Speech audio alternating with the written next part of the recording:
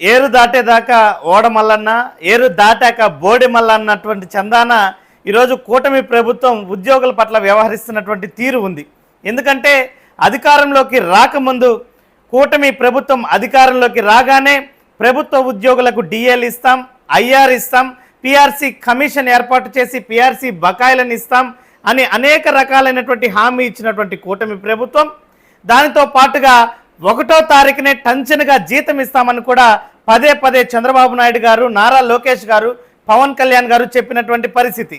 మరి అధికారంలోకి వచ్చినటువంటి మొదటి నెల మినహాయించి ఇప్పటి వరకు ఏ నెల అయినా కానీ 100% ప్రభుత్వ ఉద్యోగులకి 1వ తారీఖున జీతం అందినటువంటి పరిస్థితి ఉందా? ఈ నెలలో కూడా ఇప్పటి వరకు ట్రెజరీ ఉద్యోగులకు, అగ్రికల్చర్ డిపార్ట్మెంట్ ఉద్యోగులకు, పే అండ్ అకౌంట్స్ ఉద్యోగస్తులకు, అదేవిధంగా ఐఎన్పిఆర్ ఉద్యోగస్తులకు ఇంతవరకు కూడా జీతాలు పడినటువంటి పరిస్థితి.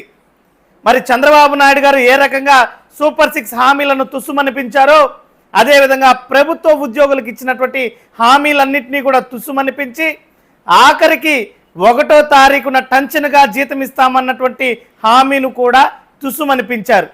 మరి అధికారంలోకి రాకముందు ప్రభుత్వ ఉద్యోగులకు ఎడాపెడా వరాలు ఇచ్చినటువంటి చంద్రబాబు నాయుడు గారు ఈ రకంగా అధికారంలోకి వచ్చిన తర్వాత ప్రభుత్వ ఉద్యోగులను ఏమాత్రం కూడా పట్టించుకోకుండా, వాళ్ళ సమస్యల్ని పట్టించుకోకుండా ఈ రకంగా గాలి కొదిలేయడం చూస్తుంటే చంద్రబాబు నాయుడు గారి తీరు ఇందాక చెప్పినటువంటి సామెతలాగా ఏరు దాటేదాకా ఓడ మల్లన్న, ఏరు దాటాక బోడి మల్లన్న అన్నటువంటి రీతిలో ఉందని ప్రజలందరికీ కూడా నేడు అర్థమైనటువంటి పరిస్థితి.